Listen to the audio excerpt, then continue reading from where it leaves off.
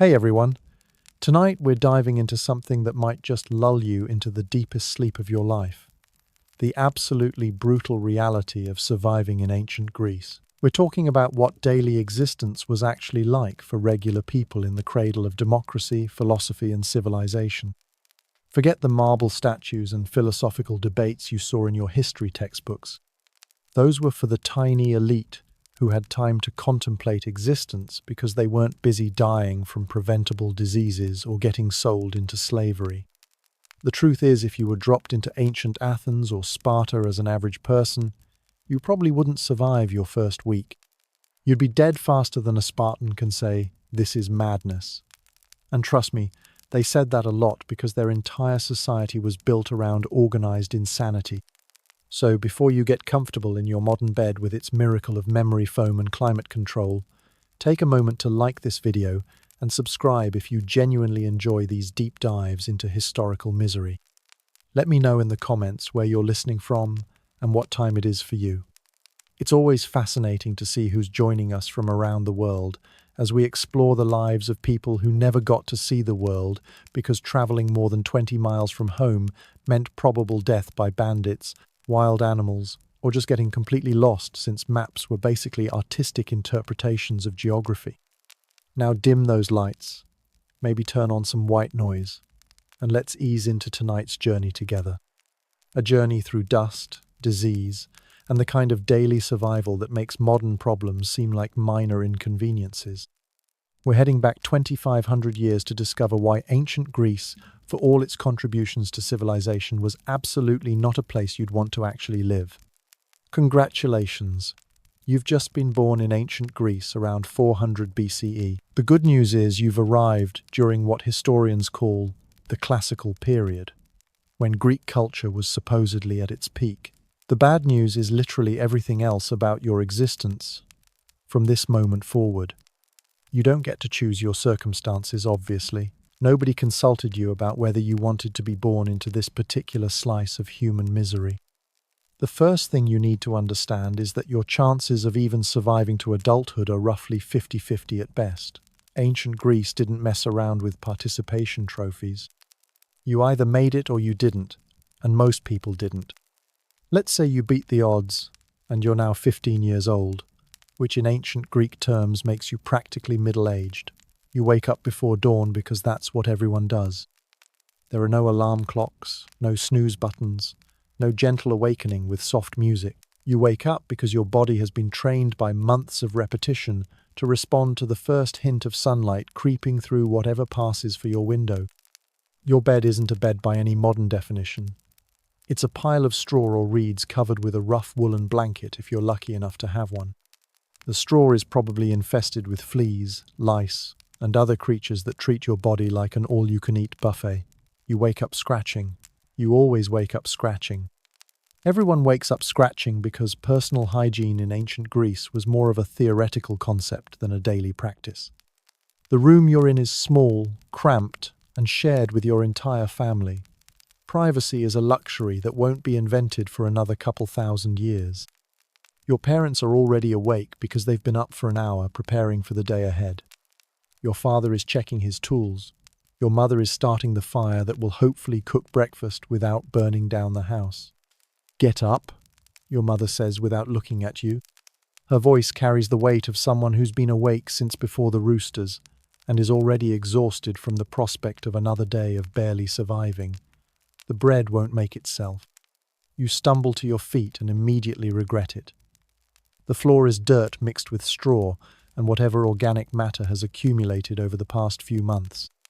It's cold against your bare feet and slightly damp from the moisture that seems to perpetually seep through the walls. Your house, if you can call it that, is basically 4 walls and a roof designed to keep out the worst of the weather and wild animals. It succeeds at neither. The first order of business is relieving yourself, which means a trip to the family's designated corner, or, if you're particularly fortunate, a small pit outside. Toilet paper hasn't been invented yet. Neither has toilet paper etiquette. You make do with whatever cloth scraps are available or, more commonly, smooth stones that have been designated for this purpose. It's exactly as uncomfortable as it sounds. Your morning routine continues with what passes for washing up. There's a small clay basin filled with water that's been sitting there since yesterday. The water is cold, obviously, because heating water requires fuel, and fuel costs money that your family doesn't have. You splash some on your face and hands, mostly to wake yourself up rather than achieve any meaningful level of cleanliness. Breakfast is barley bread, not wheat bread, because wheat is expensive and your family can't afford expensive. Barley bread has the texture of cardboard and roughly the same nutritional value.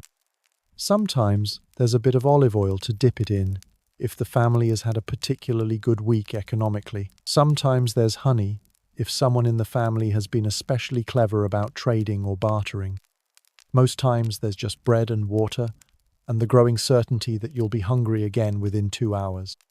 Father, you say between bites of what can generously be called food.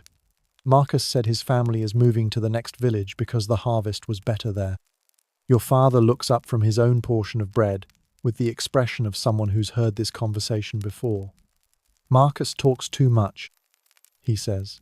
His family isn't moving anywhere. They're just as stuck as we are. This is when you begin to understand one of the fundamental truths about ancient Greek life. Everyone is stuck. Social mobility is not just limited, it's practically non-existent. If you're born poor, you die poor. If you're born into a farming family, you become a farmer. If you're born into slavery, which roughly 30% of the population was, you remain a slave until you die, or someone decides to free you out of the goodness of their heart, which happened about as often as people won the ancient Greek lottery. Your father continues, besides, every village has the same problems. Bad harvests, bandits, disease, taxes. Moving just means dying somewhere else. He's not being pessimistic. He's being realistic. The ancient Greek world was a collection of city-states that were almost constantly at war with each other when they weren't being invaded by outside forces. Peace was the exception, not the rule. Conflict was so common that the Greeks had multiple gods dedicated specifically to warfare, which tells you something about their priorities and their daily reality. After breakfast, you follow your father outside to begin the day's work. The sun is barely above the horizon, but the heat is already building.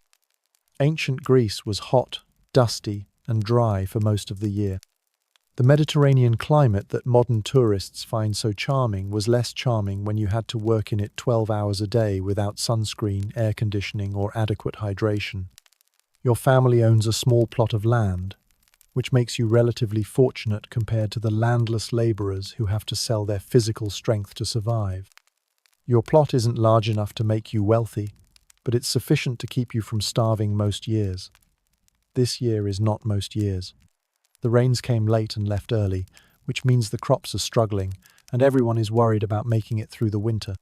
The olives look bad, your father mutters as he examines the trees that represent a significant portion of your family's annual income. Olive oil was one of ancient Greece's most important exports, but that didn't mean individual families got rich from it. Most of the profit went to merchants and traders who had the connections and capital to move goods between cities and regions. You spend the morning clearing weeds from around the olive trees, which involves bending over in the increasingly hot sun and pulling plants out of soil that's been baked to nearly concrete hardness. Your back aches within the first hour. Your hands develop blisters within the second hour. By the third hour, you're wondering if there's any possible way to escape this existence. There isn't. Around midday, when the sun is at its peak and working outside becomes genuinely dangerous, you retreat to whatever shade you can find. This is when your mother brings out the midday meal, which consists of more barley bread, perhaps some cheese if the goats have been cooperative, and water mixed with wine. The wine isn't for pleasure, it's because the water supply is questionable at best and potentially lethal at worst. Ancient Greeks didn't understand germ theory, obviously, but they had figured out through trial and error that water could make you sick and wine could prevent some of those illnesses. So they mixed the two, creating a beverage that was safer to drink than straight water, but not alcoholic enough to impair your ability to work. It was practical medicine disguised as refreshment. Helena's baby died yesterday, your mother mentions casually while handing you your portion of bread. This is how news traveled in ancient Greece, through casual conversation during meals. There were no newspapers, no official announcements, no systematic way of communicating information. Everything was word of mouth, which meant news was often unreliable and always delayed. Which baby? Your father asks. The youngest one. The fever that's been going around. Your parents don't seem particularly surprised or upset by this news, which might seem callous to modern sensibilities but was actually a necessary psychological adaptation.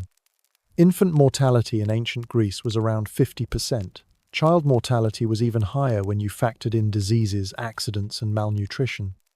Families couldn't afford to be emotionally devastated by every death, or they'd never recover enough to keep functioning. That's the third one this month, your father says. The fever's getting worse. He's talking about what was probably dysentery, typhoid, or some other waterborne disease that thrived in communities with poor sanitation and limited medical knowledge. Ancient Greeks had some understanding of medicine thanks to people like Hippocrates, but their treatments were often based on theories about balancing bodily humours rather than understanding actual causes of disease. If you got sick in ancient Greece, your treatment options were limited to herbal remedies, prayer, and hoping your body was strong enough to fight off whatever was trying to kill you. Surgery existed, but was incredibly dangerous due to the lack of anesthesia, antiseptics, or understanding of infection. Most people who underwent surgical procedures died from complications rather than from whatever condition had required surgery in the first place. The afternoon brings more work in the fields, but also the arrival of visitors who will change the trajectory of your day in ways you can't predict. Two men approach your family's property, and you can tell immediately from their clothing and bearing that they're not local farmers. They're wearing chitons made from finer fabric. Their sandals are in better condition, and they carry themselves with the confidence of people who aren't worried about where their next meal is coming from. "Greetings," the taller one calls out as he approaches your father. "We're looking for young men who might be interested in honest work in the city." Your father's expression immediately becomes suspicious. Strangers offering work were often slave traders, con artists, or recruiters for military expeditions that had life expectancies measured in weeks rather than years. Ancient Greece was full of people looking to exploit the desperation of rural families struggling to survive. "What kind of work?" your father asks. "Construction," the man replies. "The city is building new temples, new public buildings. They need strong backs and willing hands. The pay is good, food and lodging provided." This sounds too good to be true, which in ancient Greece usually meant it was too good to be true. Cities did occasionally need additional labourers for construction projects, but the working conditions were often so dangerous and the compensation so minimal that recruitment required deception or coercion. Your father looks at you, then back at the strangers. You can see him calculating the economics of the situation. One less mouth to feed during a difficult harvest year. Potential income that could help the family survive the winter. The possibility that you might find better opportunities in the city than you'd ever have as a rural farmer. "He's strong," your father says, which is his way of negotiating without appearing too eager.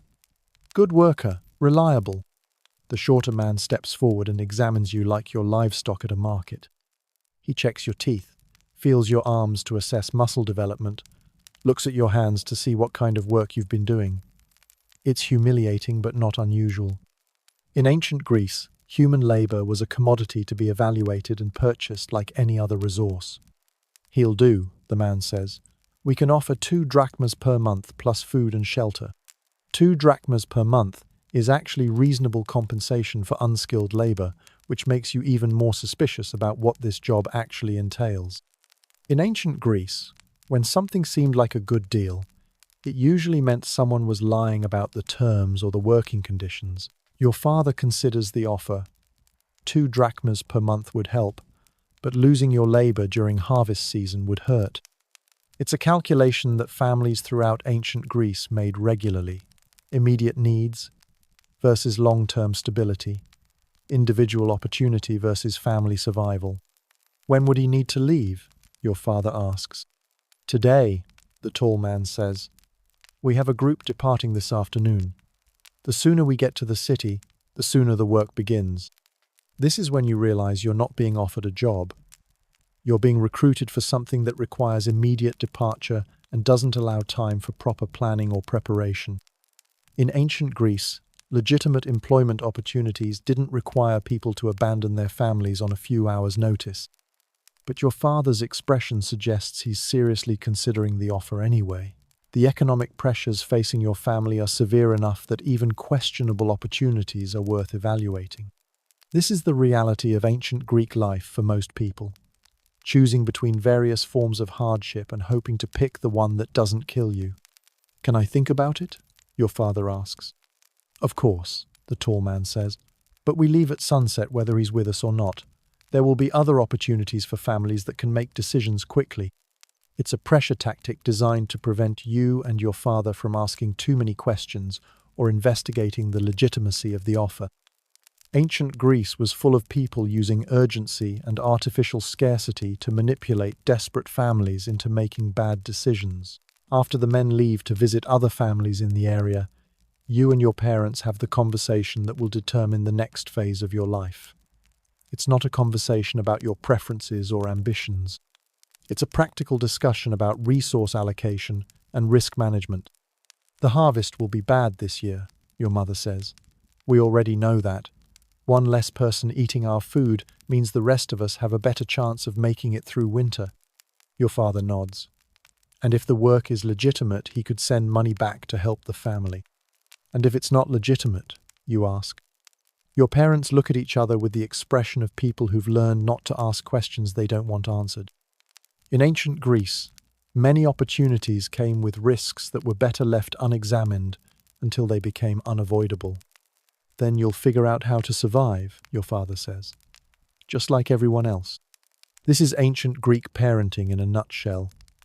Preparing children for harsh realities by exposing them to harsh realities. There was no concept of protecting young people from adult responsibilities or adult dangers. If you were old enough to work, you were old enough to face whatever consequences came with that work. By late afternoon, you've decided to take the job, partly because the alternatives aren't better, and partly because staying means watching your family struggle through another difficult winter. You pack your few belongings into a small cloth bundle, an extra tunic, your winter cloak, a pair of sandals that are more patches than original leather, and a small knife that serves as both tool and weapon. Your mother gives you a piece of hard cheese wrapped in cloth and enough barley bread for 2 days. It's not much, but it represents a significant sacrifice given the family's current food situation. Ancient Greek families didn't give away resources casually, even to their own children.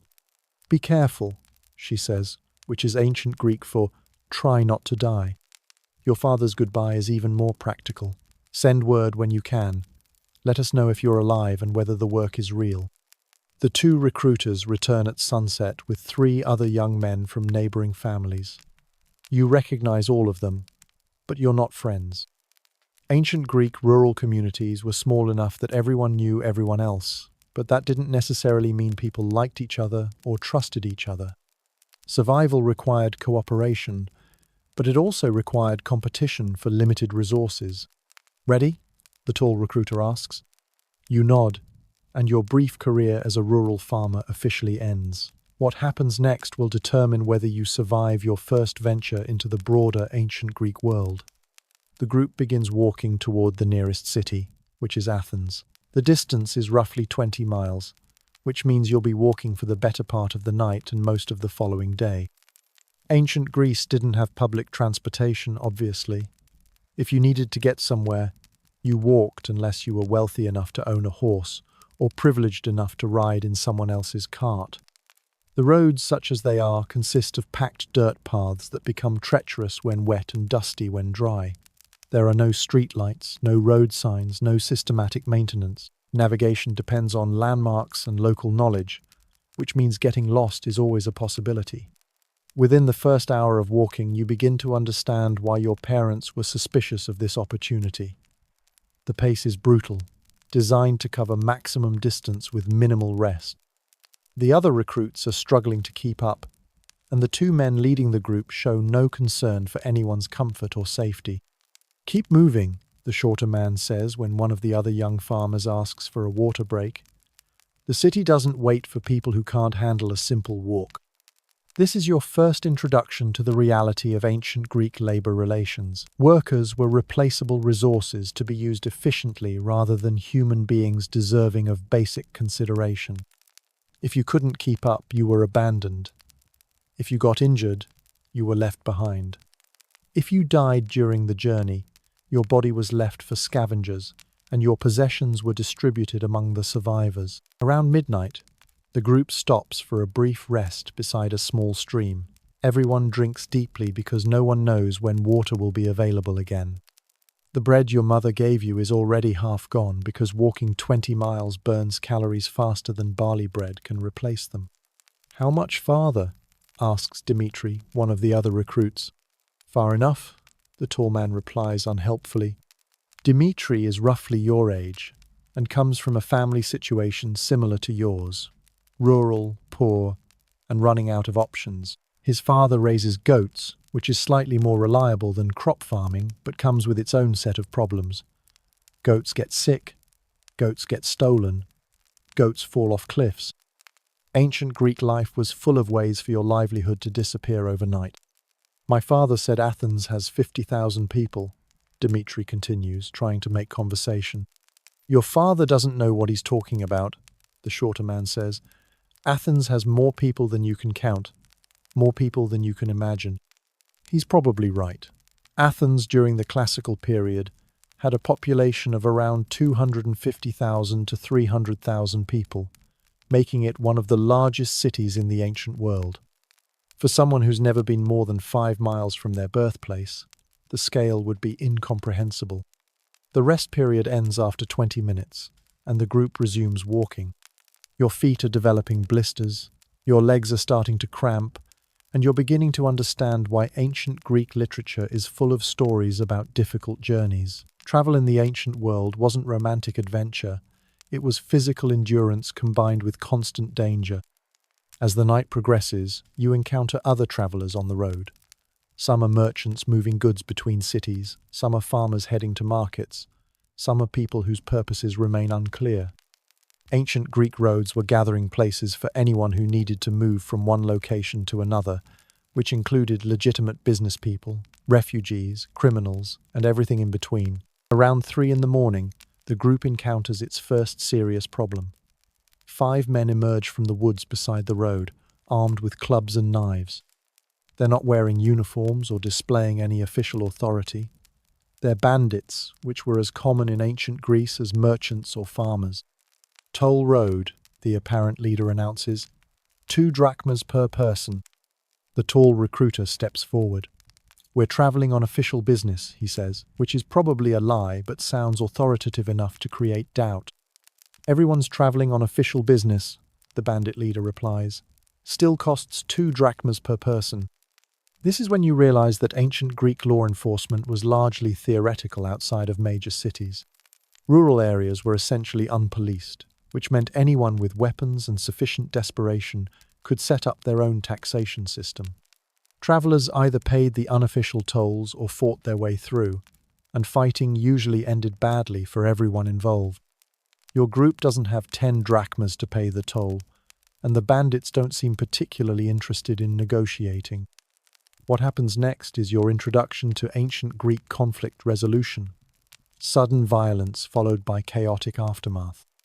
The shorter recruiter draws a knife and lunges at the nearest bandit. The tall recruiter grabs a large stone and swings it at another bandit's head. The rest of you scatter in different directions because you're unarmed and untrained, and have no interest in dying over someone else's business dispute. You end up crouched behind a large boulder, listening to the sounds of men trying to kill each other with primitive weapons. Ancient Greek combat wasn't the choreographed sword fighting you've seen in movies. It was desperate, messy, and usually over quickly. Someone got hurt badly enough to stop fighting, and everyone else either ran away or finished the job. The entire confrontation lasts less than 5 minutes. When the noise stops, You carefully emerge from behind your boulder to assess the situation. 3 of the bandits are dead or dying. One of the recruiters is seriously injured with a head wound that's bleeding heavily. The other recruiter is trying to stop the bleeding while also searching the dead bandits for anything valuable. "Is everyone still here?" the uninjured recruiter calls out. You and the other young farmers emerge from various hiding spots. Everyone is accounted for, but everyone is also shaking from the adrenaline and shock of witnessing sudden violence. Ancient Greeks grew up with violence as a constant possibility, but that didn't make it less traumatic when it actually happened. "We keep moving," the recruiter says. "Staying here means more bandits or officials asking questions we don't want to answer." This is when you understand another fundamental aspect of ancient Greek life. Problems were rarely resolved through official channels. Most conflicts were handled through direct action, and the consequences were dealt with privately rather than through any systematic legal process. Justice was whatever the stronger party decided it was. The injured recruiter can barely walk, which slows the group's progress significantly. By dawn, you've covered less than half the remaining distance to Athens. The man with the head injury is becoming delirious from blood loss and possible concussion. His companion is becoming increasingly worried about arriving late for whatever appointment awaits in the city. "We might have to leave him," the uninjured recruiter mutters during a brief rest stop. This is ancient Greek pragmatism at its most brutal. Individual needs were subordinated to group survival, and group survival was subordinated to economic necessity. If someone became a liability, they were abandoned. If someone couldn't contribute, they were left behind. Sentiment was a luxury that most people couldn't afford. "Leave him where?" Dmitri asks. "Next village. Someone will take care of him or they won't." The casualness of this statement reveals the fundamental difference between ancient Greek society and modern society. Human life had value, but that value was always weighed against practical considerations. People died regularly from accidents, diseases, and violence. Death was commonplace enough that it didn't require special accommodation or extensive grief. By mid-morning, the injured man is unconscious and breathing irregularly. The group has reached a small village, and the uninjured recruiter negotiates with a local family to care for his companion in exchange for the dead bandits' weapons and whatever coins they were carrying. It's a reasonable trade from everyone's perspective except the unconscious man's, but his opinion is no longer relevant to the transaction. "Will he live?" you ask the village elder who's agreed to provide care. The old man shrugs. "Maybe. Head wounds are unpredictable. Sometimes people recover completely. Sometimes they never wake up." This is ancient Greek medical prognosis. Honest about uncertainty, but not particularly optimistic about outcomes. Ancient Greeks had learned through experience that recovery from serious injuries was largely a matter of luck rather than treatment. Medicine could help with some problems, but trauma was usually beyond their ability to address effectively. The group continues toward Athens with 4 recruits and 1 recruiter. The dynamic has changed significantly because everyone now understands that this journey involves real dangers and that their guide is willing to abandon people who become inconvenient. Trust, which was already limited, has been replaced by wariness and calculation. The final approach to Athens takes place during the hottest part of the day. The city appears on the horizon as a collection of white buildings clustered around a prominent hill topped with temples. It's larger than anything you've ever seen, and the sheer scale is both impressive and intimidating. Smoke from thousands of cooking fires creates a haze over the entire area. The noise of human activity is audible from miles away. "Welcome to Athens," the recruiter says. "Try not to look like rural idiots when we get inside the walls." Ancient Athens was surrounded by defensive walls that were rebuilt multiple times as the city grew and political situations changed. The walls served both military and economic functions, controlling access to the city and allowing officials to monitor who was entering and leaving. Getting through the gates required either official business, sufficient money for bribes, or connections with people who had influence with the guards. Your group approaches the main gate, where several guards are questioning travelers and inspecting goods being brought into the city. The guards wear military equipment and carry weapons, but they're also clearly bored with their duties. Gate duty in ancient Athens was routine work that occasionally became exciting when someone tried to smuggle contraband or avoid paying taxes. Business in the city? One of the guards asks your recruiter. Construction work. These men are here for the temple project. The guard looks at you and the other rural recruits with the expression of someone who's seen hundreds of similar groups. Young men from farming families looking for urban employment were common enough that they barely warranted attention. Most would work for a few months, save what money they could, and return to their villages. Some would stay and try to build urban lives. A few would disappear entirely, absorbed by the city's various opportunities and dangers. Entry fee is 1 obol per person, the guard says. This is the first indication that Athens, like most ancient Greek cities, taxed everything it could tax. Entry fees, market fees, residence fees, business fees. The city required revenue to maintain its infrastructure, military, and government, and those revenues came from taxing everyone who used city services or conducted business within city limits. The recruiter pays the entry fees without complaint, which suggests either that he's been reimbursed for these expenses or that the potential profits from your labor are sufficient to cover the costs. Either way, you're now officially inside Athens and committed to whatever arrangement has been made on your behalf. The first thing you notice about Athens is the smell. 300,000 people living in close proximity, combined with livestock, cooking fires, waste disposal systems that range from inadequate to non-existent, and various manufacturing processes, create an olfactory experience that's overwhelming for someone accustomed to rural air quality. Ancient cities were aromatic in ways that would be considered uninhabitable by modern standards. The second thing you notice is the noise, conversations in multiple languages, merchants advertising their goods, animals being moved through streets, construction work, religious ceremonies, political speeches, and the general activity of a major commercial center combine to create a constant background din that never stops. Ancient Athens was loud in the same way modern cities are loud, but without any zoning regulations to separate residential areas from commercial or industrial activities. The third thing you notice is the crowds. More people than you've ever seen in one place are moving through streets that were never designed to accommodate this level of human traffic.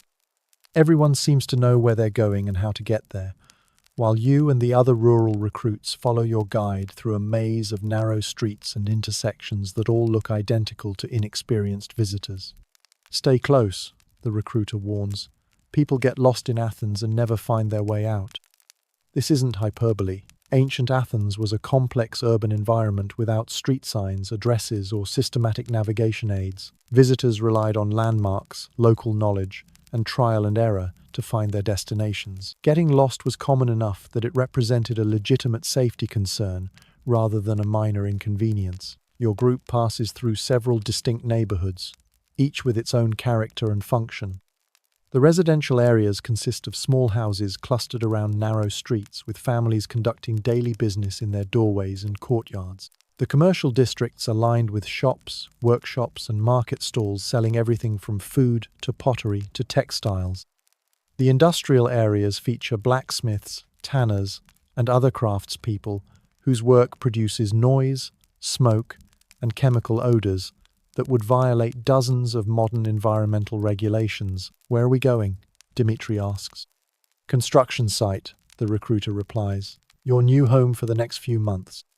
The construction sites in ancient Athens were massive undertakings that required hundreds of workers and years of sustained effort. The most famous projects were the temples on the Acropolis, but the city was constantly building and rebuilding infrastructure to accommodate its growing population and changing political needs. Construction work was dangerous, physically demanding, and poorly paid, but it was also steady employment for people with strong backs and willingness to take risks. Your destination turns out to be a partially completed public building near the Agora, Athens' central marketplace and civic center. The site is a chaos of stone blocks, wooden scaffolding, ropes, pulleys, tools, and workers trying to coordinate complex construction tasks without modern equipment or communication systems. Ancient Greek construction relied on human muscle, simple machines, and techniques that had been developed through centuries of trial and error. "There's your supervisor," the recruiter says, pointing to a middle-aged man who's shouting instructions at a group of workers trying to position a massive stone block. His name is Cleomenes. He'll tell you what to do and when to do it. Follow instructions, work hard, and try not to get killed. With that encouraging advice, your recruiter disappears into the crowd, leaving you and the other rural recruits to figure out your new circumstances without guidance or support. This is typical of ancient Greek employment practices: minimal orientation, immediate responsibility, and the assumption that workers would adapt quickly or be replaced by people who could. Cleomenes approaches your group with the expression of someone who's dealt with inexperienced workers before.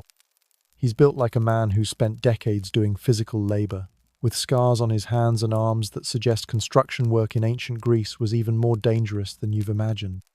"New men?" he asks, though it's obviously not really a question. "Yes, sir," you reply, because showing respect to supervisors is always a good strategy, regardless of time period or cultural context. "Construction experience?" "Farm work," you answer honestly. Cleomenes nods. "Close enough. Lifting heavy things. Your job is moving stone blocks from the quarry carts to wherever we're building. Pay is 2 drachmas per month, plus meals and sleeping space. Work starts at dawn, ends at sunset, 6 days per week. Questions?" You have dozens of questions, but you suspect that asking them would mark you as someone who requires too much attention and explanation. Ancient Greek supervisors preferred workers who figured things out independently rather than employees who needed constant instruction and reassurance. "No questions," you say. "Good. Follow Photios. He'll show you what to do." Photios turns out to be another rural recruit who's been working construction in Athens for 3 months. He's learned the systems, developed the necessary muscles, and acquired the knowledge required to survive in the urban construction environment. He's also willing to share information with newcomers, which makes him valuable beyond his actual job duties. "First rule," Photios says as he leads you toward a pile of stone blocks: "don't try to lift more than you can handle. Injured workers don't get paid, and dead workers definitely don't get paid." This is practical wisdom based on experience. Ancient Greek construction sites were dangerous places where serious injuries and deaths occurred regularly. Safety equipment didn't exist, medical care was limited, and workers who couldn't perform their duties were quickly replaced. Caution was a survival strategy rather than a character flaw. Second rule, Photios continues: "eat everything they give you and drink all the water you can get. This work burns more calories than farm work, and dehydration will kill you faster than falling rocks. Your first task involves moving blocks of marble from transport carts to a staging area where stonecutters will shape them for specific construction purposes. Each block weighs several hundred pounds and requires multiple people to lift and carry safely. The work is repetitive, physically demanding, and requires coordination between team members who may not speak the same language or have the same level of experience. Ancient Athens employed workers from throughout the Greek world and beyond. Your construction crew includes people from different city-states, former slaves, foreign immigrants, and local citizens who need employment. Communication happens through a mixture of Greek dialects, hand signals, and shared understanding of basic construction tasks. It's multicultural cooperation driven by economic necessity rather than political ideology. The first day nearly kills you. By the time work ends at sunset, every muscle in your body is screaming for relief. Your hands are bleeding from gripping rough stone surfaces. Your back feels like it's been systematically damaged by someone with expert knowledge of how to cause maximum pain. Your legs are shaking from exhaustion and dehydration despite Photios' advice about drinking water. "It gets easier," Photios says as you collapse onto the straw mattress that represents your sleeping accommodations. "Takes about 2 weeks to build the muscles you need. Takes about a month to learn how to pace yourself so you don't die from overwork." The sleeping arrangements consist of a large room in a building near the construction site, with straw mattresses arranged in rows like an ancient Greek dormitory. Roughly 20 workers share the space, which means minimal privacy, constant noise, and the usual problems associated with housing multiple people in inadequate facilities. Ancient Greeks were accustomed to limited personal space, but that didn't make communal living comfortable or pleasant. Dinner is barley porridge, with small pieces of meat that might be pork or might be something else entirely. Ancient Greek cuisine for working people was functional rather than flavorful, designed to provide calories and basic nutrition at minimal cost. Seasonings were expensive, fresh vegetables were seasonal, and food safety depended on cooking everything thoroughly rather than understanding bacterial contamination. "What's the meat?" you ask Photios. "Better not to ask," he replies. "Could be goat, could be pig, could be something that died of natural causes last week. As long as it's cooked enough to kill whatever was growing on it, we eat it." This is ancient Greek food safety in practice. Cook everything until it's definitely dead, season it enough to mask questionable flavors, and hope your stomach is strong enough to handle whatever you've consumed. Food poisoning was common, but starvation was worse, so people ate whatever was available and dealt with the consequences. After dinner, some of the workers gather around a small fire to share stories, complaints, and information about life in Athens. These informal conversations serve as the ancient Greek equivalent of social media. News travels through personal networks, rumors spread faster than facts, and everyone has opinions about political and social developments they can't actually influence. "Heard there's going to be another war," says Theron, a stonemason who's been working construction in Athens for 5 years. "Spartans are making threats again." "Spartans are always making threats," replies another worker. "It's what they do instead of productive labor." The relationship between Athens and Sparta was complicated, competitive, and frequently hostile.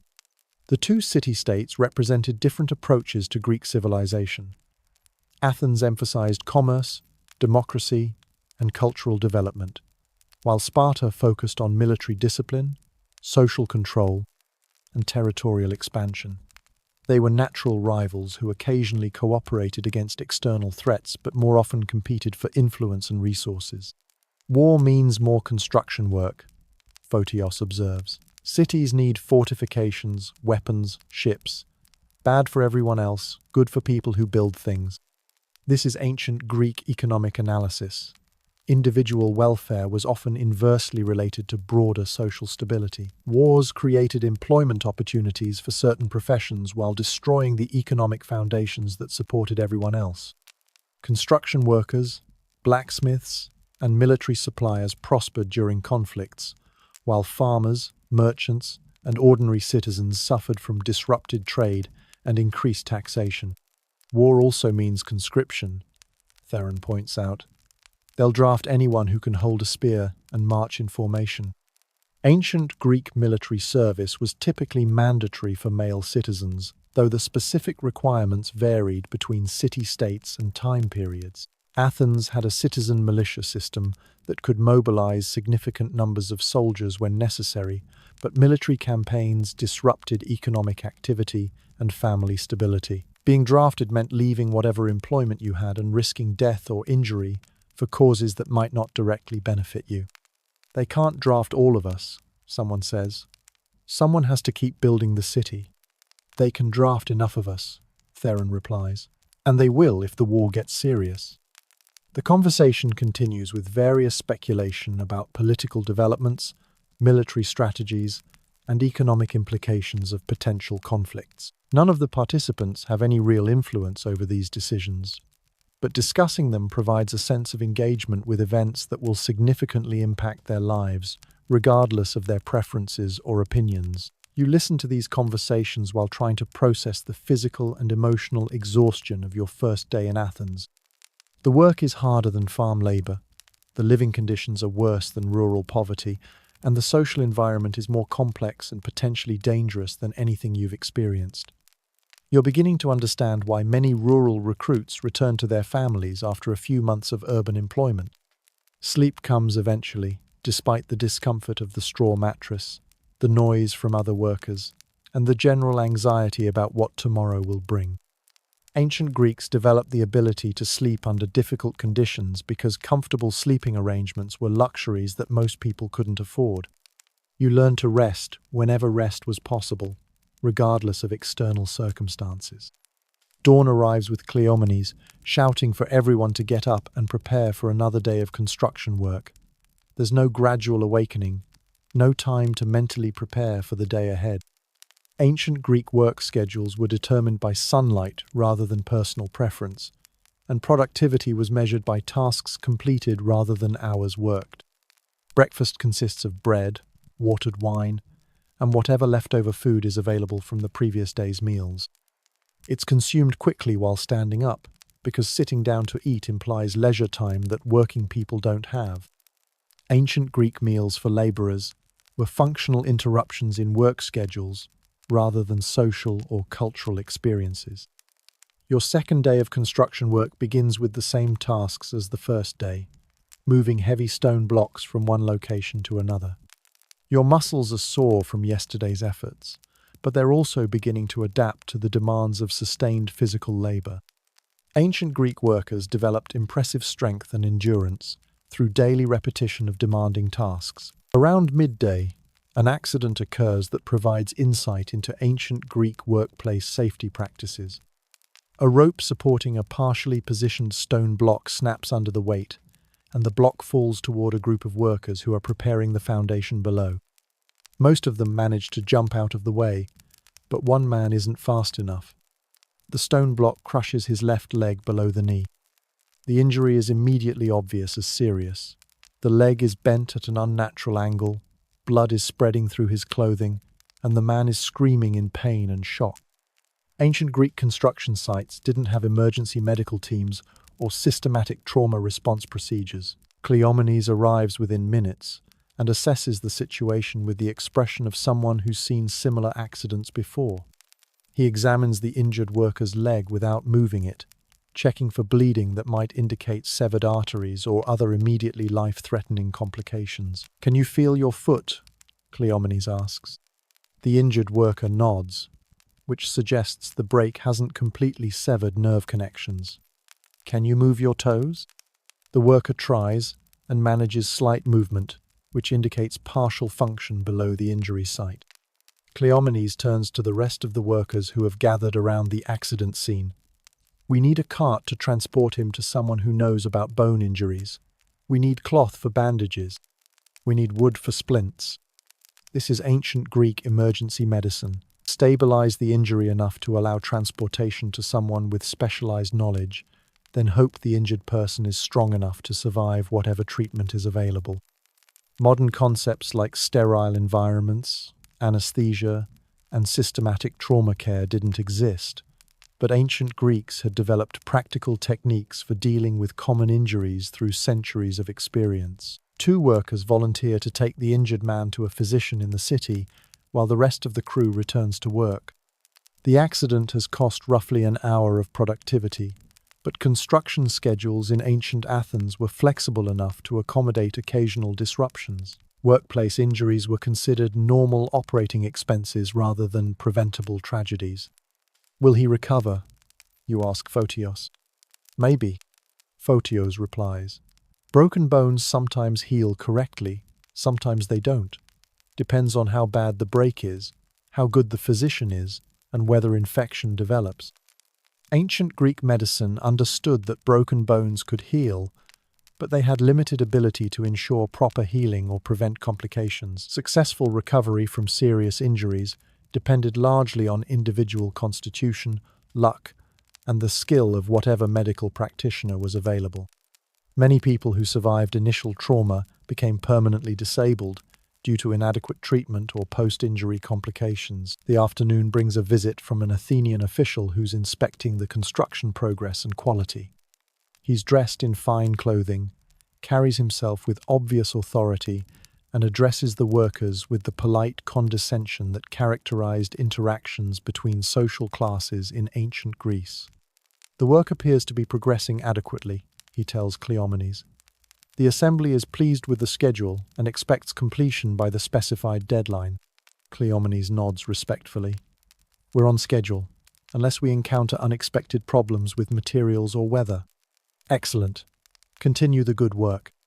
The official's visit lasts less than 10 minutes, but his presence reminds everyone that construction projects in ancient Athens were political endeavors funded by public resources and subject to governmental oversight. Workers might not be citizens with voting rights, but their labor contributed to civic projects that reflected the city's wealth, power, and cultural achievements. After the official leaves, Cleomenes relaxes slightly and addresses the work crew in more casual language. Assembly meetings next week mean important people will be walking through here. Make sure everything looks organized and professional. This is when you begin to understand the relationship between manual labor and political power in ancient Athens. Democracy, philosophy, and cultural development were supported by the physical work of people who had no voice in political decisions, but whose efforts made possible the leisure and resources necessary for intellectual pursuits. What's the assembly? You ask Photios during a brief rest period. Athenian citizens vote on city business, he explains. Laws, taxes, military decisions, construction projects, basically everything that affects how the city operates. Can we vote? Photios laughs. You're not a citizen. I'm not a citizen. Most of the people doing actual work in Athens aren't citizens. Citizenship is inherited, not earned. This is one of the fundamental contradictions of ancient Athenian democracy. Political participation was limited to a small percentage of the population, while the majority of residents had no formal voice in governmental decisions despite being subject to laws and policies they couldn't influence. Democracy existed for the privileged minority, while everyone else lived under the consequences of decisions made by people whose interests might not align with their own. The workday ends with another accident, though this one is less serious than the morning's crushed leg. A worker cutting stone blocks with a chisel slips and gashes his hand deeply enough to require immediate attention. Blood is flowing freely, but the injury doesn't appear to have damaged major tendons or arteries. Cleomenes examines the wound and determines that it can be treated on-site rather than requiring professional medical attention. He cleans the cut with wine, which serves as a primitive antiseptic, then binds it tightly with cloth strips to control bleeding and protect the injury from dirt and debris. Keep it clean and dry, he tells the injured worker. Change the bandage daily. If it starts to smell bad or develops red streaks, find a physician immediately.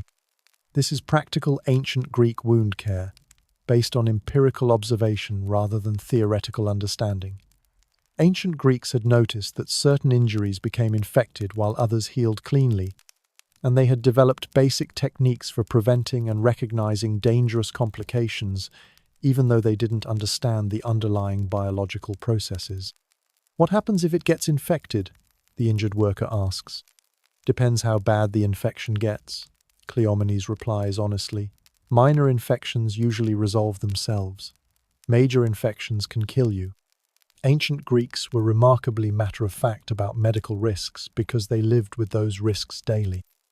Life expectancy was shorter, medical treatments were limited, and everyone understood that minor injuries could become major problems without warning. Stoic acceptance of uncertainty was a necessary psychological adaptation rather than a philosophical choice. That evening's dinner conversation focuses on the day's accidents and their implications for workplace safety. The workers share stories of injuries they've witnessed or experienced, techniques for avoiding common hazards, and opinions about the adequacy of medical care available in Athens. Physician I saw last year couldn't tell the difference between a broken bone and a bad bruise. One worker complains, "Charge me 3 drachmas to tell me to rest and let time heal whatever was wrong. At least he didn't try to bleed you." Another worker replies, "Some physicians think bleeding cures everything. Cut you open, drain out whatever they think is causing problems, and hope you don't die from blood loss." Ancient Greek medicine was a mixture of practical knowledge, theoretical speculation, and trial and error experimentation. Some treatments were effective, some were harmless but useless, and some were actively dangerous. Patients had limited ability to evaluate medical competence, so choosing a physician was largely a matter of reputation, availability, and cost rather than demonstrable expertise. Best physician in Athens is expensive, Theron observes. Charges more per visit than we make in a month. Good medicine costs money that working people don't have. This economic reality shaped medical care throughout ancient Greece. Wealthy citizens could afford skilled physicians, high-quality treatments, and extended recovery periods. Poor people relied on folk remedies, basic practitioners, and their own physical resilience to survive injuries and illnesses. Healthcare was a luxury rather than a right, and your economic status determined the quality of medical attention you received. The conversation shifts to broader topics about life in Athens versus life in rural areas. Most of the workers are temporary residents who plan to return to their families and home communities after earning enough money to improve their circumstances. Few see urban employment as a permanent solution to economic problems. City work pays better, Photios says, but city living costs more. Food, shelter, everything is expensive because someone has to transport it from wherever it's produced. And everything is taxed, adds another worker. Entry fees, market fees, business fees. The city takes a portion of every transaction. Ancient Greek cities generated revenue through taxation and fees because they provided services that rural areas couldn't offer: military protection, large-scale construction projects, commercial markets, legal systems, and cultural activities. Urban residents paid for these services through various mandatory and voluntary contributions, whether they used the services or not. Still better than farming, someone else observes. At least construction work pays wages you can count on. Farming depends on weather, pests, and luck. This ongoing debate about urban versus rural life reflected real economic and social trade-offs that ancient Greeks faced regularly. Cities offered employment opportunities, cultural amenities, and social diversity, but also higher costs, greater competition, and more complex social hierarchies. Rural areas provided family connections, lower expenses, and traditional ways of life, but also limited opportunities, isolation, and vulnerability to agricultural uncertainties. Your third day of construction work begins with news that the worker who broke his leg yesterday has died during the night. The physician was unable to set the bone properly, infection developed rapidly, and the man's condition deteriorated beyond what ancient Greek medicine could address. His death is treated as unfortunate, but not particularly surprising given the severity of the injury and the limitations of available medical care.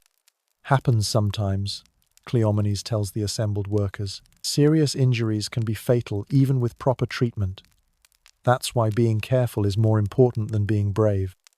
The dead worker's possessions are distributed among his remaining colleagues according to informal agreements he had made during his time on the construction crew.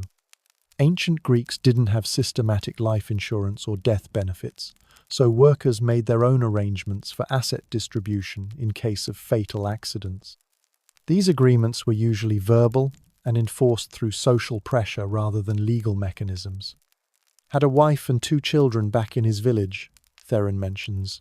Someone should send word about what happened. Who's going to travel 2 days to deliver bad news? Photios asks practically. This question highlights another harsh reality of ancient Greek life. Communication over long distances was difficult, expensive, and unreliable. Families often didn't learn about deaths or serious injuries until weeks or months after they occurred, if they learned about them at all. People simply disappeared from their home communities and were eventually presumed dead when they failed to return or send messages. The morning's work involves positioning massive column drums that will eventually support the building's roof structure. Each drum weighs several tons and requires coordinated effort from dozens of workers using ropes, pulleys, and wooden rollers to move and position accurately. Ancient Greek construction projects were engineering marvels accomplished through human muscle power and ingenious mechanical systems. Your role in this process is relatively simple. You pull ropes when told to pull, you push when told to push, and you stay out of the way when the experienced workers need space to complete complex maneuvers. Ancient Greek construction crews functioned through clear hierarchies and specialized roles, with new workers performing basic tasks until they developed the skills and experience necessary for more responsible positions. Around midday, a group of Athenian citizens visits the construction site as part of what appears to be an organized tour of civic projects. They're well dressed, obviously educated, and accompanied by guides who explain the architectural features and construction techniques being employed. The citizens ask questions about costs, schedules, and design details while the workers continue their labor in the background. "Impressive work," one of the visitors comments to his companions. "The craftsmanship reflects well on Athenian capabilities." "Indeed," another replies. "Though I wonder about the expense. These projects consume significant public resources that might be allocated to other priorities." This casual conversation reveals the political tensions surrounding major construction projects in ancient Athens. Citizens debated the appropriate use of public funds, the balance between civic prestige and practical needs, and the economic impact of large-scale government spending. These debates took place in assembly meetings, private conversations, and public forums throughout the city. "The workers appear skilled and diligent," a third visitor observes. "Are they primarily Athenian citizens?" "Mixed workforce," their guide explains. "Citizens, foreign residents, temporary laborers from rural areas. The city employs whoever has the necessary skills and physical capabilities." This exchange highlights the complex social dynamics of ancient Athenian labor markets. Citizens had certain legal and political privileges, but economic necessity meant they often worked alongside non-citizens in similar jobs for similar wages.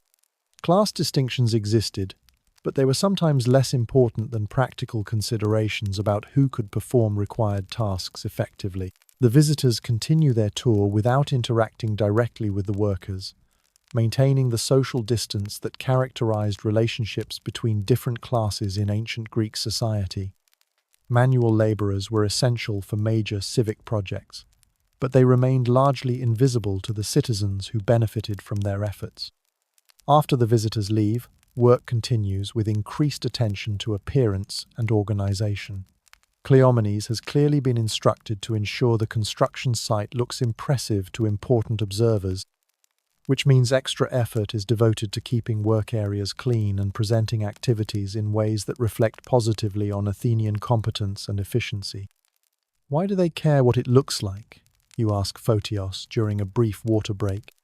"Politics," he replies. "Citizens vote on funding for these projects. If construction looks disorganized or wasteful, they might reduce future budgets or cancel projects entirely."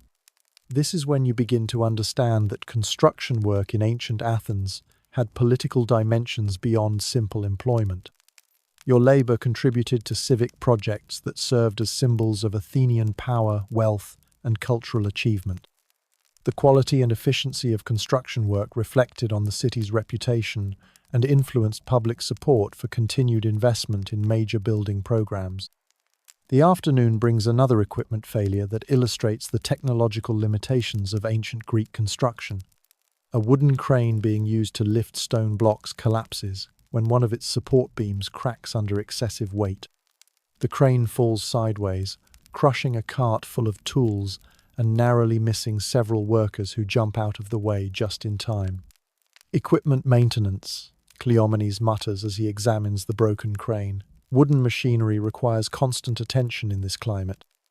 Ancient Greek construction equipment was built from organic materials that deteriorated rapidly under stress and environmental conditions.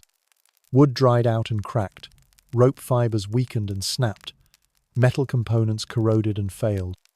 Equipment had to be inspected regularly and replaced frequently, which added significant costs to major construction projects. The crane failure stops work for the rest of the day, while repairs are organized and alternative lifting methods are developed. This kind of delay was common enough that construction schedules included buffer time for equipment problems, weather delays, and other predictable interruptions. "Does this happen often?" you ask while helping to clear debris from the collapsed crane. "Often enough," Photios replies. "Ancient technology is reliable until it isn't. When it fails, it usually fails completely rather than gradually." That evening's dinner conversation focuses on the economic implications of the day's equipment failure. Replacing the crane will cost money that comes from the same budget that pays workers' wages. Delays in project completion might result in reduced future employment opportunities. Equipment failures had consequences that extended beyond immediate inconvenience. Heard they're cutting the workforce next month, Theron mentions. Budget constraints from the assembly. Which workers? Someone asks. Newest hires first, Theron replies, looking at you and the other recent arrivals. Standard practice when money gets tight.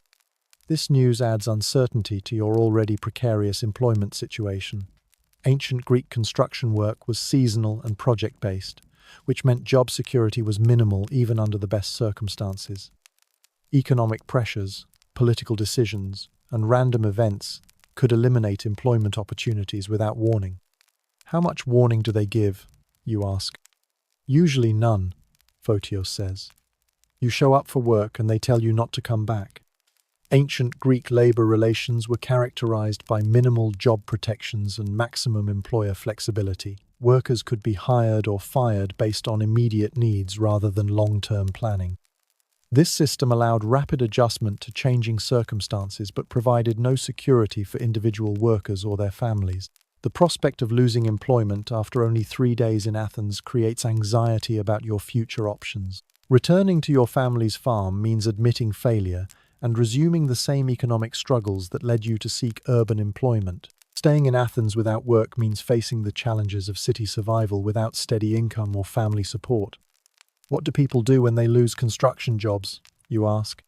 Depends, Theron replies. Some find other work in the city. Some return to wherever they came from. Some join the military or sign on to merchant ships. Some become problems for the city authorities. This list of alternatives reveals the limited options available to unemployed workers in ancient Athens. The economy provided few safety nets for people who lost their primary source of income.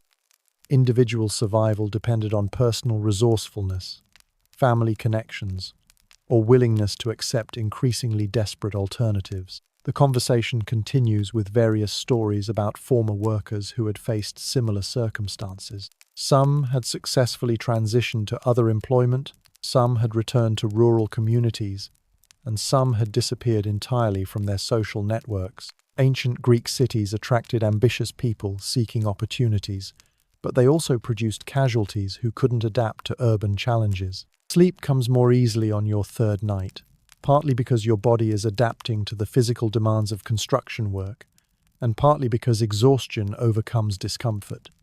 Ancient Greeks learned to rest efficiently when rest was available, because sustained physical labor required adequate recovery time between work periods. Your fourth day begins with confirmation that workforce reductions will indeed occur within the next week. Cleomenes addresses the assembled workers with the kind of directness that characterized ancient Greek communication about unpleasant realities. Assembly voted to reduce project funding, he announces. We're cutting 12 positions starting next Monday. Decisions will be based on skill level, experience, and work quality. This is ancient Greek human resources management. Transparent about circumstances, honest about criteria, and efficient about implementation. There were no elaborate performance review processes or lengthy notification periods. Employment decisions were made quickly and communicated directly to affected workers. The news creates immediate tension among the workforce because everyone understands that recent hires are most vulnerable to layoffs. Competition for remaining positions becomes more intense, cooperation decreases, and individual workers begin positioning themselves as indispensable rather than supporting collective productivity. Work harder, Photios advises quietly. Make yourself visible to Cleomenes. Show initiative and competence. This is practical advice for navigating ancient Greek employment insecurity. Demonstrate value, avoid mistakes, and hope that supervisors notice your contributions when making retention decisions. Merit played a role in employment decisions, but politics, personal relationships, and random factors also influenced outcomes. The morning's work involves moving finished stone components to their final positions in the building structure. This requires precise coordination and careful handling to avoid damaging expensive materials that can't be easily replaced. The pressure to perform flawlessly while competing for job security creates stress that affects everyone's concentration and effectiveness. Around midday, an argument develops between two workers who are competing for the same lifting position during a complex stone placement operation. Both want to demonstrate their strength and reliability to supervisors, but their competition interferes with the coordination necessary for safe completion of the task. "Move aside," one worker tells the other. "I can handle this lift better than you." "You can't lift more than me," the second worker replies. "I've been doing this longer." The argument escalates quickly because both workers are operating under stress and fighting for economic survival rather than personal pride. Ancient Greek workplaces were competitive environments where individual success often came at the expense of colleagues facing similar challenges. Cleomenes intervenes before the argument becomes physical violence. "Both of you step back," he commands. "We'll complete this lift with workers who can follow instructions without arguing." The two arguing workers are excluded from the rest of the day's complex operations, which effectively reduces their chances of demonstrating competence when retention decisions are made. Their competition has backfired by highlighting their inability to work cooperatively under pressure. "Lesson learned," Photios observes quietly. "Impressing supervisors means being reliable, not being aggressive."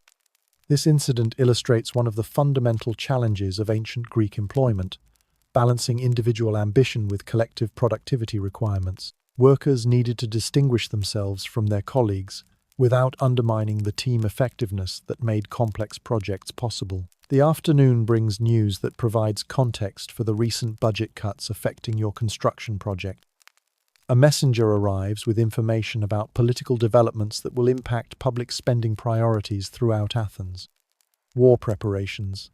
The messenger announces to Cleomenes, "Assembly voted to increase military spending and reduce civilian construction budgets." This is how individual employment situations connected to broader political and military developments in ancient Greece.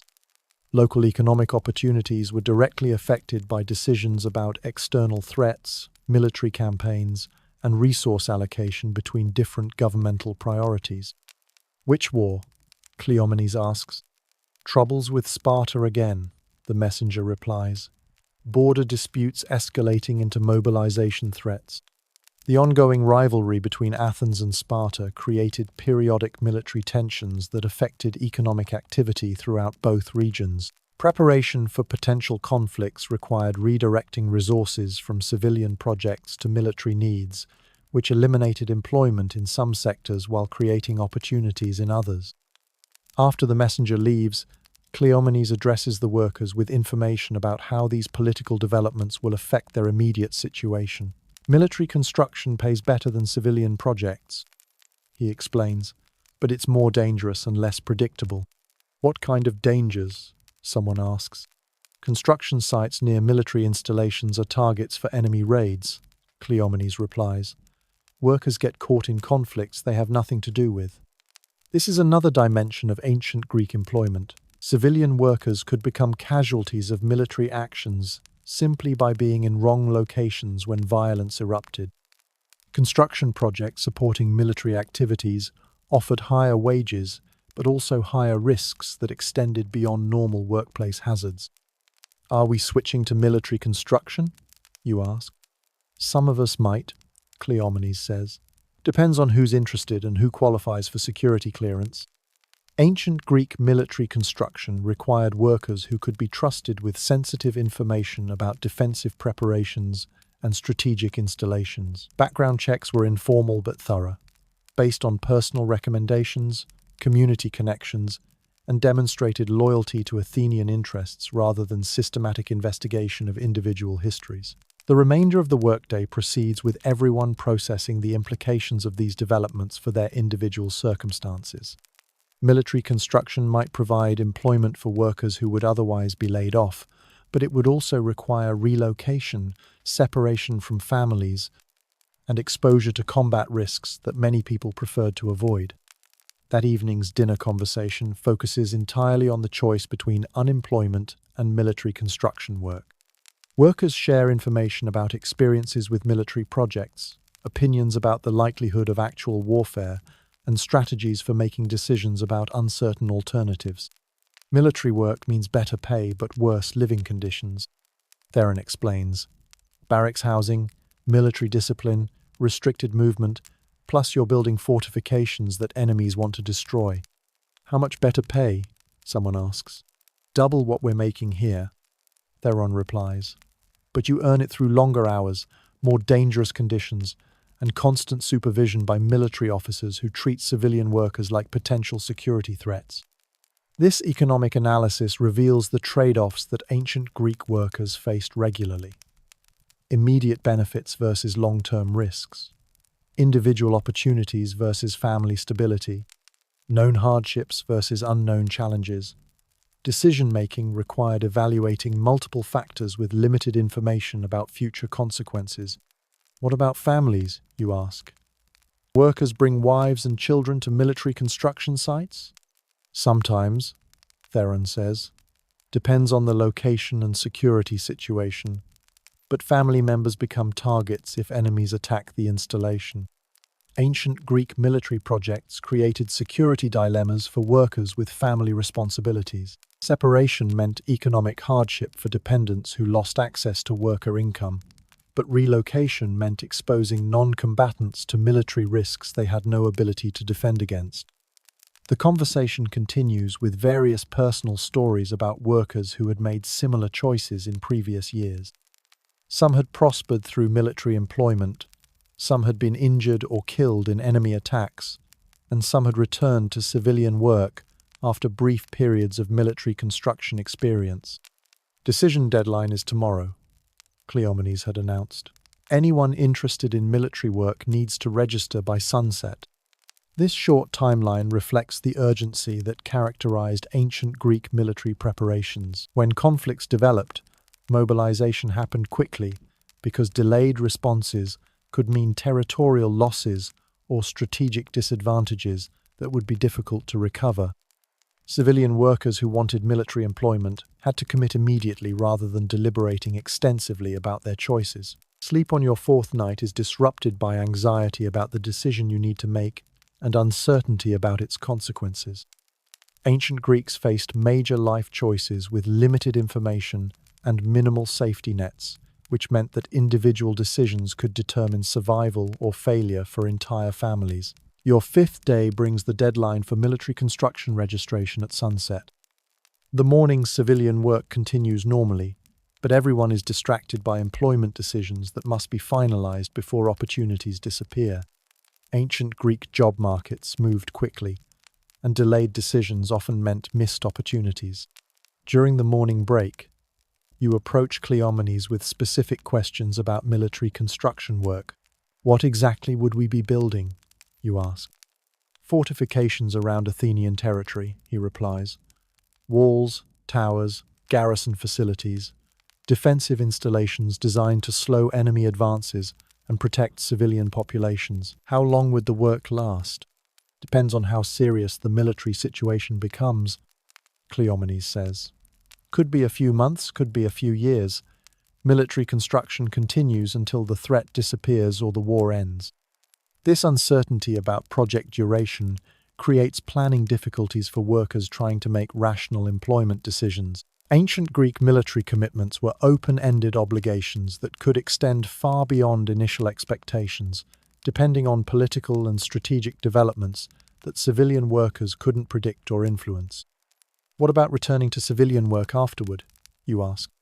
Military construction experience is valuable, Cleomenes explains. Workers who complete military projects successfully usually find better civilian employment opportunities when they're available. This career development perspective provides some justification for accepting military construction risks.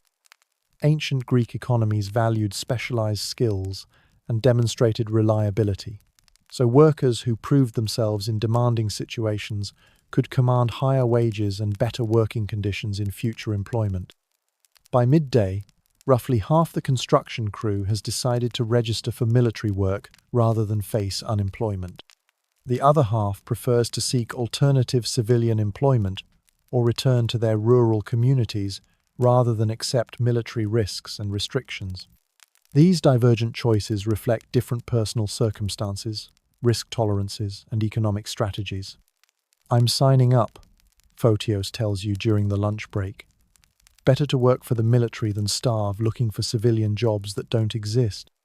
His practical approach to the decision influences your own thinking. Ancient Greek survival often required accepting imperfect alternatives rather than waiting for ideal opportunities that might never appear.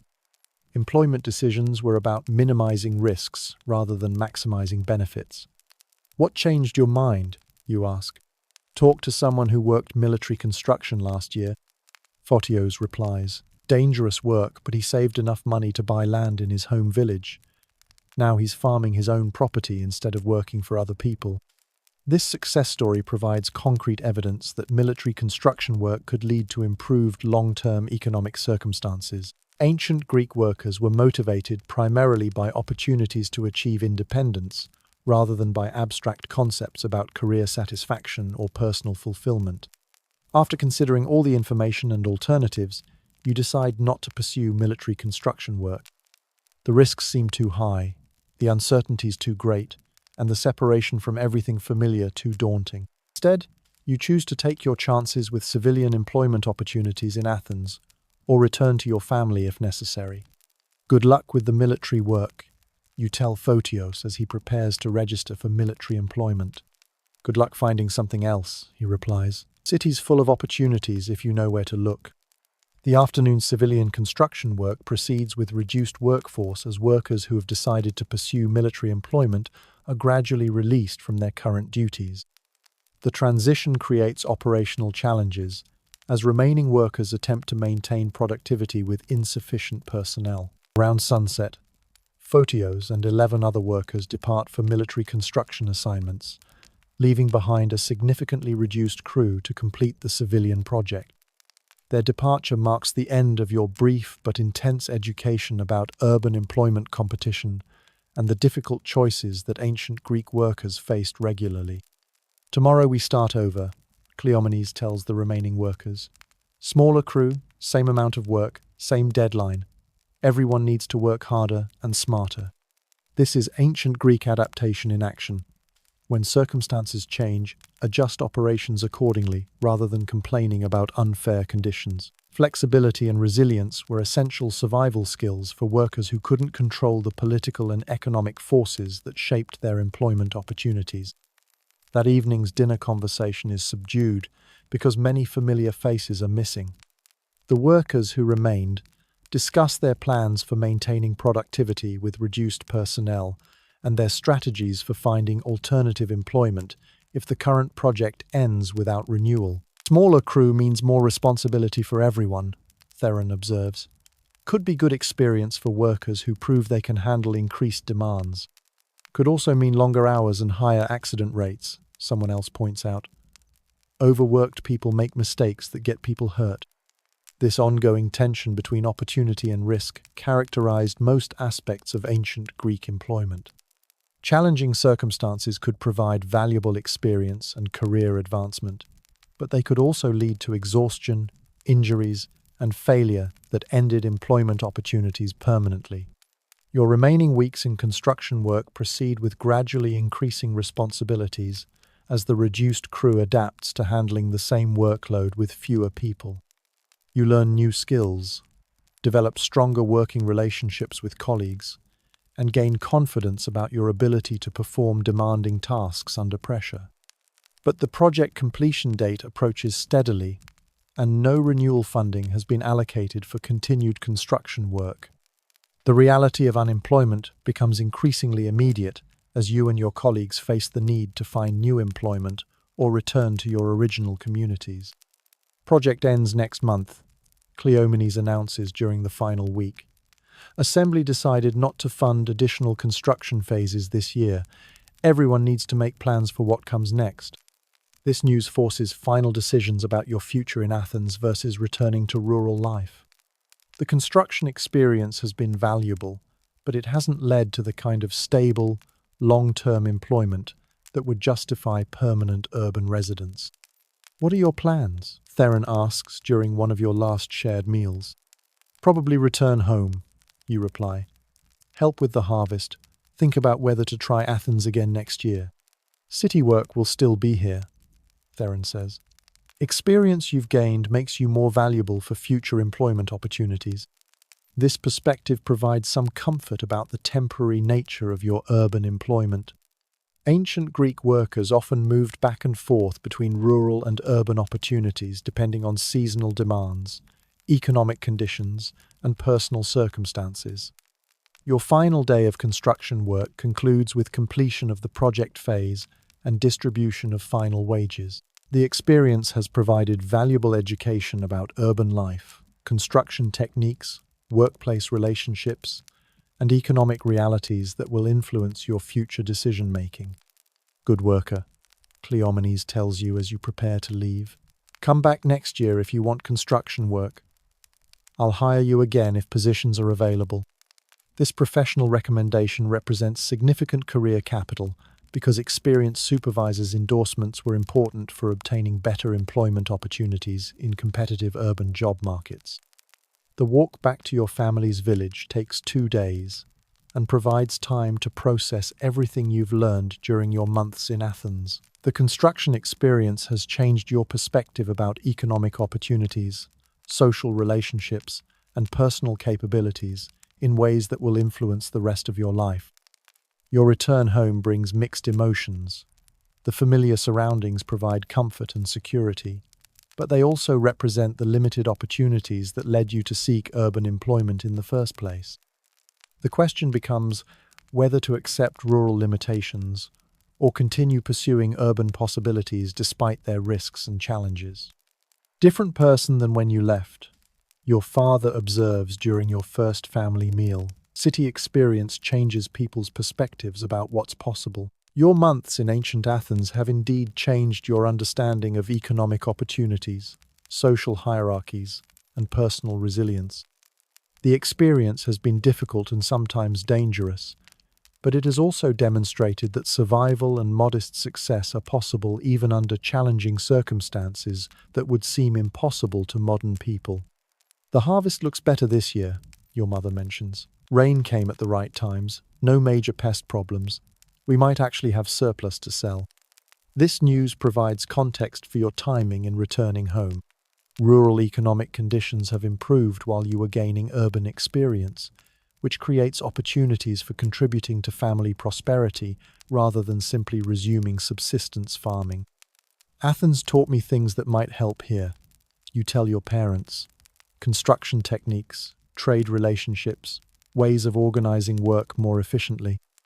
Ancient Greek workers who gained urban experience often brought valuable knowledge back to rural communities. Skills learned in cities could improve agricultural productivity, building techniques, and commercial relationships in ways that benefited entire families and villages. Your first month back home involves applying urban knowledge to rural challenges. You help improve the family's olive oil production using techniques learned from Athenian craftsmen. You organize cooperative work projects with neighboring families using coordination methods developed on construction sites. You establish trading relationships with urban merchants using connections made during your city employment. Good ideas, your father says, as olive oil production increases significantly. City experience was worth the risks. This validation provides confirmation that your urban employment was an investment in knowledge and capabilities rather than simply temporary escape from rural limitations. Ancient Greek economic development often depended on individuals who gained diverse experience and applied lessons learned across different environments. But rural life also feels limiting after experiencing the complexity and opportunities of urban Athens. The village social environment seems narrow, economic opportunities appear restricted, and intellectual stimulation is minimal compared to city life. You begin to understand why some people chose permanent urban residence, despite its challenges and uncertainties. Thinking about going back to Athens? Your mother asks during a family conversation about future plans. Maybe, you reply. Not immediately, but eventually. There are opportunities in the city that don't exist here. This ongoing tension between rural security and urban opportunity reflects one of the fundamental choices that ancient Greeks faced throughout their lives. Family connections and agricultural stability provided safety nets, but economic advancement and personal development often required accepting urban risks and challenges. Winter approaches with your family's economic situation significantly improved thanks to better harvest yields and enhanced production techniques. The olive oil surplus provides income that strengthens the family's financial foundation and creates options for future investment in land, equipment, or education. Enough money to buy the adjoining field, your father announces. Double our agricultural production, provide security for the family's future. This potential land acquisition represents the kind of economic advancement that motivated most ancient Greek employment decisions. Workers accepted temporary hardships and risks to accumulate resources that could improve long-term family prosperity and security. But the land purchase would also require using all available savings, which would eliminate your personal resources for pursuing urban opportunities or other investments in your individual future. Ancient Greek families faced constant tension between collective security and individual opportunity. What do you think? Your father asks. Use the money for land or save it for other possibilities? This question forces you to choose between contributing to family prosperity and maintaining personal flexibility for future opportunities. Ancient Greek economic planning required balancing family obligations against individual ambitions in ways that modern people rarely experience. After much consideration, you decide to contribute most of your savings to the land purchase, while keeping enough money to pursue future urban employment if attractive opportunities develop.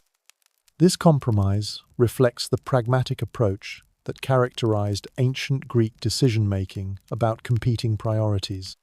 Good decision, your father says. Family security provides foundation for individual opportunities. Spring brings news that dramatically changes your circumstances and provides new insight into how quickly ancient Greek political situations could affect individual lives. A messenger arrives with information about military developments that will impact everyone in your region. General mobilization, the messenger announces to the assembled village residents. All able-bodied men between 15 and 45 must report for military service within 10 days.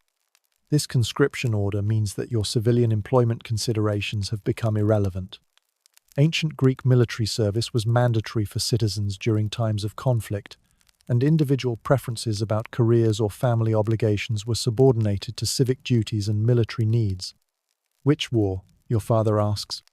Sparta again, the messenger replies.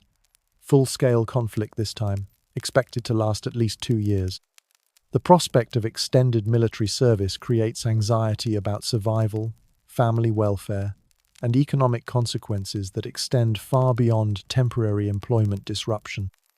Ancient Greek warfare was dangerous for soldiers and devastating for families who lost primary income earners to military obligations. What about the farm? You ask your father. Your mother and I will manage, he replies. You do what you have to do and come back when you can. This matter-of-fact acceptance of military disruption reflects ancient Greek attitudes about civic obligations and family resilience. Military service was expected, family hardship was inevitable, and individual survival depended on adaptability rather than complaint about unfair circumstances. Your 10 days of preparation for military service involve settling family affairs, gathering personal equipment, and mentally preparing for experiences that will be more challenging and dangerous than anything you've faced as a civilian worker. Military service teaches things that civilian work can't. Theron tells you when you visit Athens to report for duty.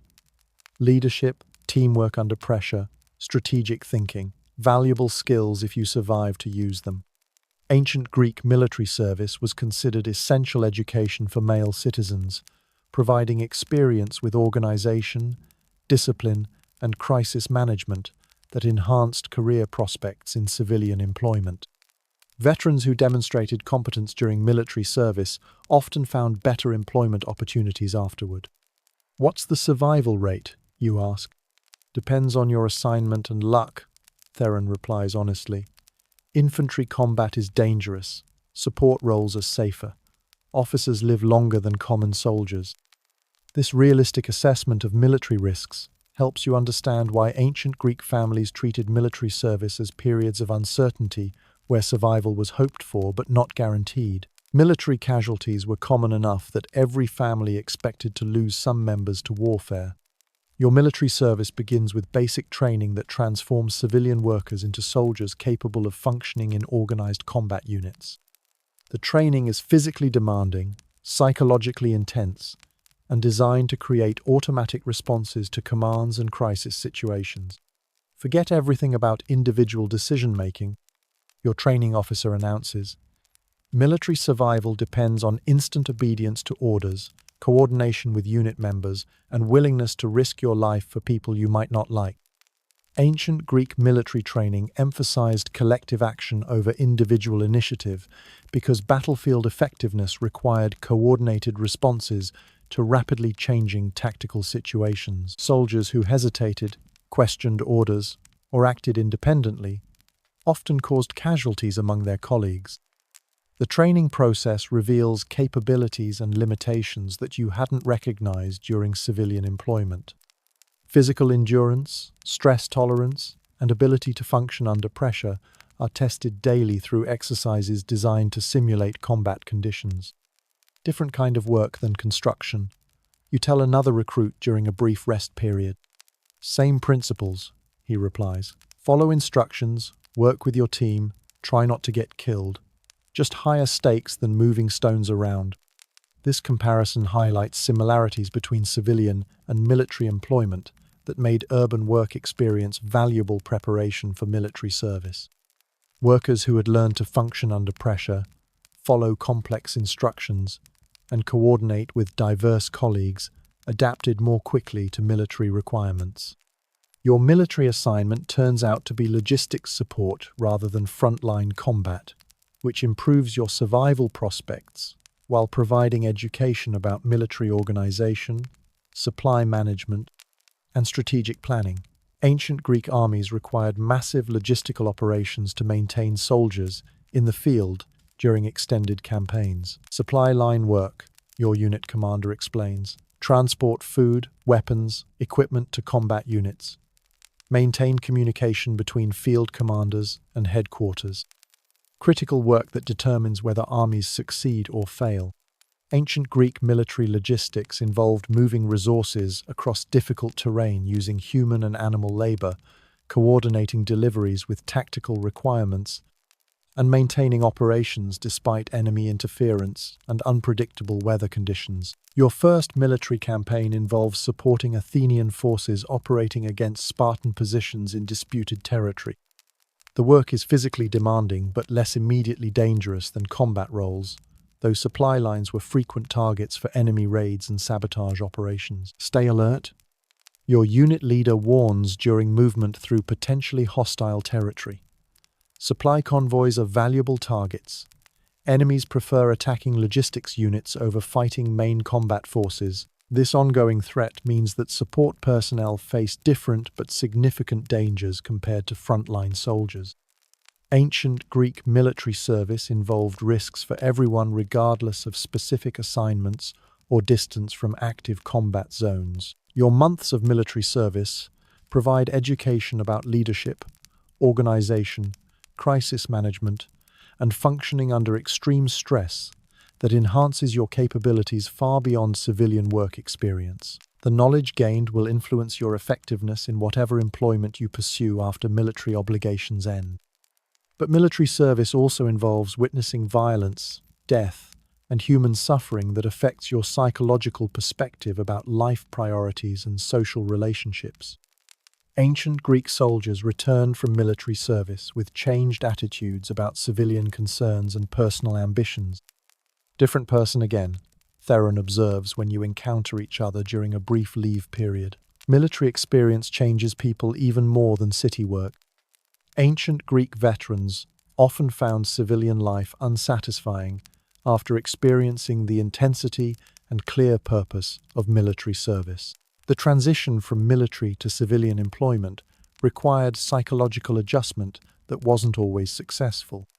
Your military service concludes after 18 months with honorable discharge and recognition for competent performance of logistical duties. The experience has provided valuable education, enhanced your reputation, and qualified you for employment opportunities that require demonstrated reliability under pressure. Good service record, your discharge officer notes. Recommendations available for civilian employment or future military positions. Ancient Greek military veterans received formal recognition of their service that served as credentials for civilian employment. Employers valued military experience because it demonstrated discipline, reliability, and ability to function effectively under difficult circumstances. Your return to civilian life brings opportunities to apply military knowledge to various employment possibilities. Construction supervisors value organizational skills learned through logistics management. Merchants appreciate understanding of transportation and supply chain operations. Government positions require experience with administration and crisis management. Multiple options. You tell your family during discussions about future employment plans. Military experience opens doors that weren't available before.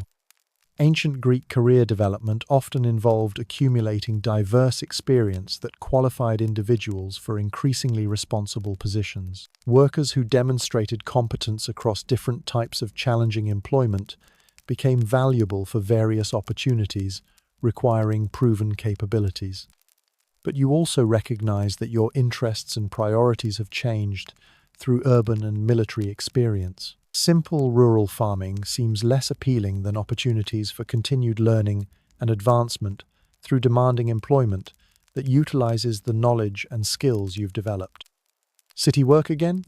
Your father asks. Probably, you reply, but different kind of work.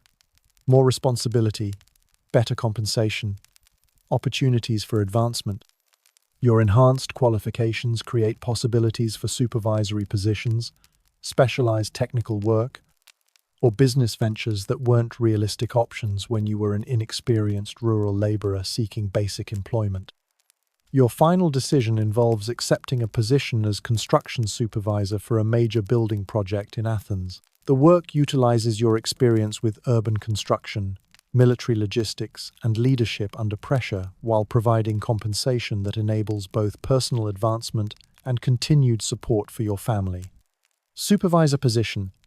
You tell Cleomenes when negotiating the employment terms, managing work crews, coordinating with suppliers, ensuring project completion on schedule. Good progression, Cleomenes observes.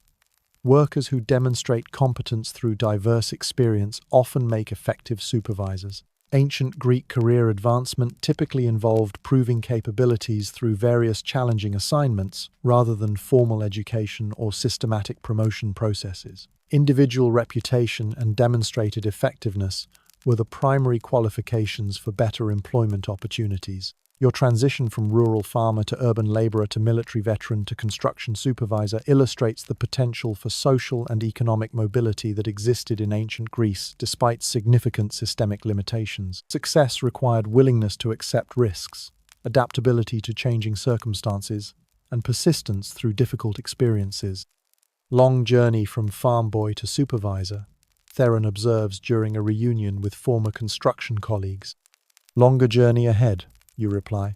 Supervisor experience might lead to opportunities for independent contracting or business ownership.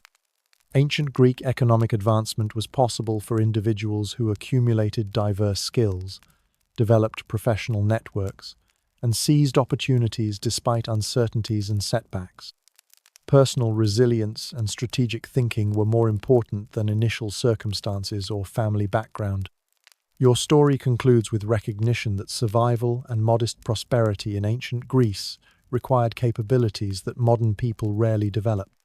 Physical resilience, psychological toughness, adaptability to harsh conditions, and willingness to accept uncertain outcomes were essential for navigating economic and social challenges.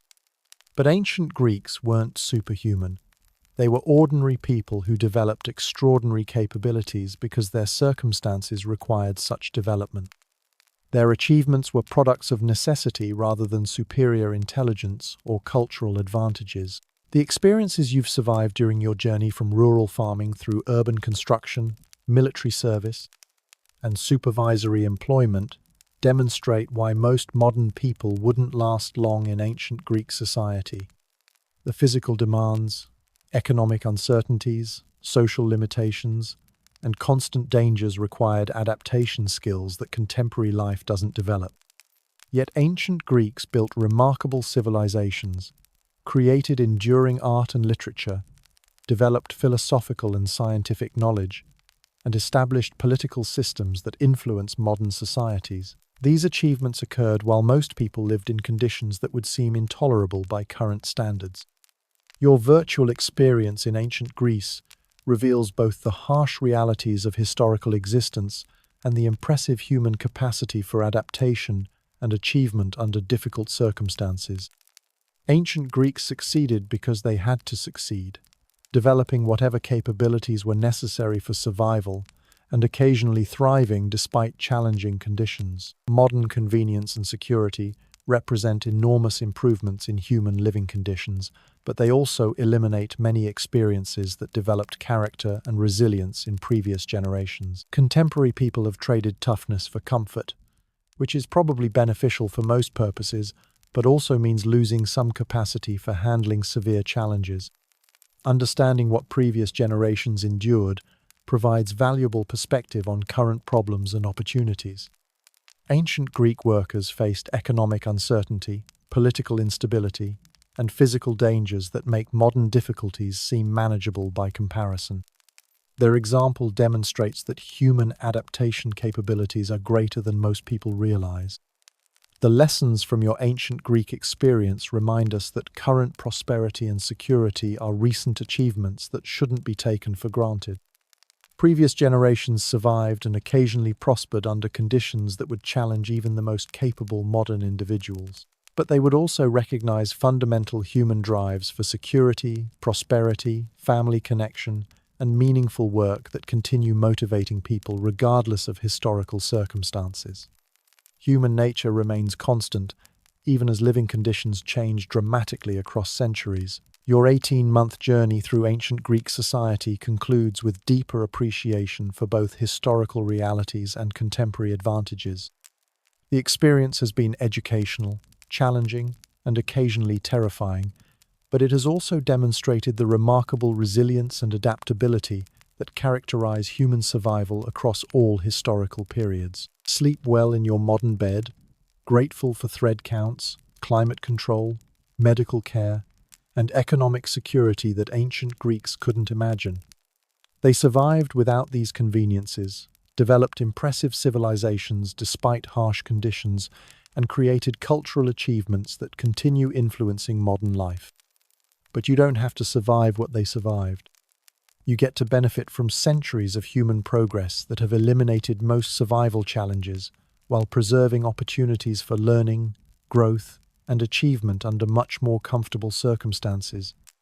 The ancient Greeks would probably find modern life impossibly easy and secure, but they would also appreciate that human creativity, ambition, and social cooperation continue driving progress toward better conditions for more people across longer periods than any previous generation could have imagined possible. Your virtual ancient Greek experience ends with gratitude for historical progress, respect for previous generations' resilience, and understanding that current advantages result from accumulated human effort across thousands of years of gradual improvement in living conditions and social organization.